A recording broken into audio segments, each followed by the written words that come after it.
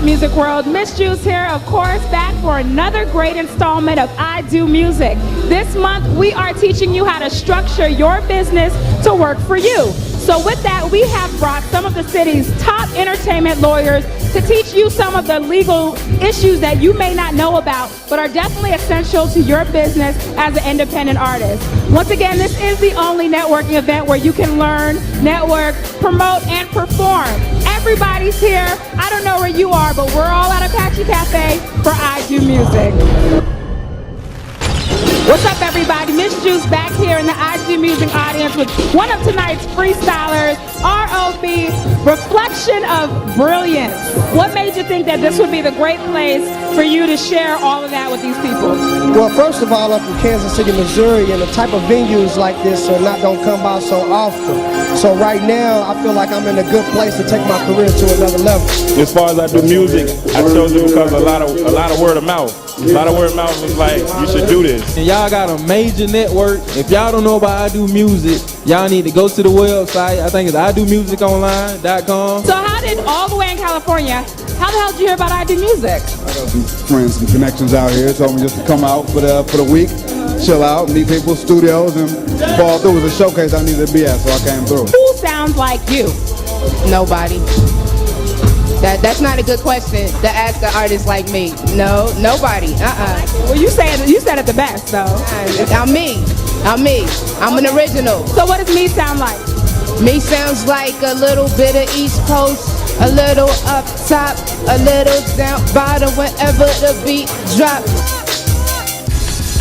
Probably the fact that I snapped on these audio tracks to get a white chauffeur. I'm like Claudia, man. I do music, tell them niggas don't pop through it. Joe Bills and I come through truest and I do this. We so fly as we float by, say hi to the sky. You ask why we stay fly, that's just how we ride. We so fly as we float by, say hi to the sky. You ask why we stay fly, that's just how we ride. We so fly as we float by, say hi to the sky. You ask why we stay. And before I be a slave, I'll be buried in my grave and move on and move on and move on and move on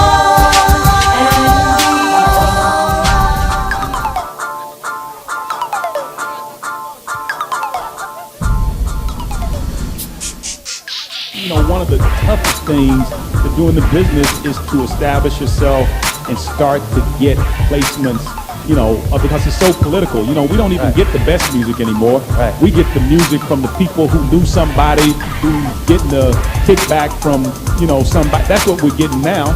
So, you know, some of the best music that I've heard is music that can't even get a shot at major distribution or something like that.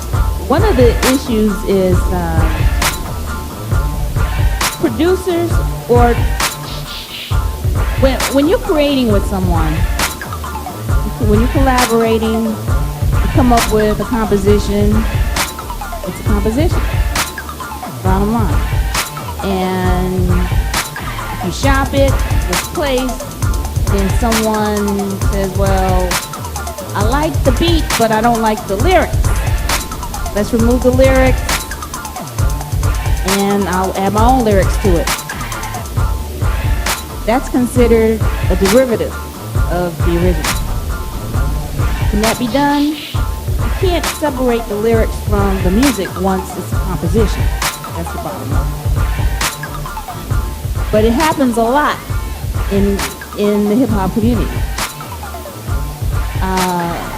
How do you protect yourself from that?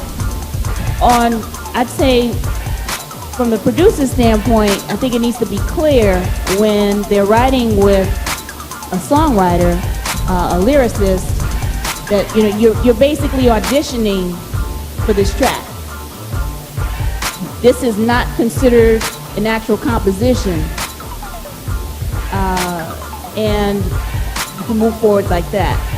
Or from your standpoint, you need to know who it is that you're working with and make it clear, if we're writing together, we're collaborating together, you like what I did, I like what you did, it's considered composition. And we need to put these split sheets together so that in the event this song is shopped and gets placed, you're not going to try to remove my lyrics. And even if they did, you still have rights to that because it was already hopefully you have a copy of the work that you did. Because if you don't have a copy, then that's when issues arise.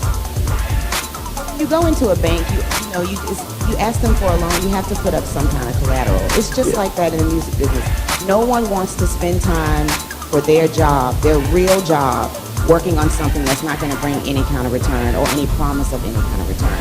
So I think a lot of times what we're looking for too is not only just talent, but to see some kind of passion and drive in you where even if you're not at the place that you should be, I can see that you're going to get there because you are so determined. I don't know another person who works at McDonald's during the daytime and goes to the studio all night long that works harder than you. So I know that you're going to make it at some point. So there must be something in you that makes me say, you know what, I'm going to dedicate a little extra time to this person. And even if they can't pay me now, I'll take it at this point or that point. Clearly you can't do that to everybody in this room, but at the same time, you can take on certain projects if you show that spark and show that light. And it's the same spark and the same light they're going to be looking for when you go find a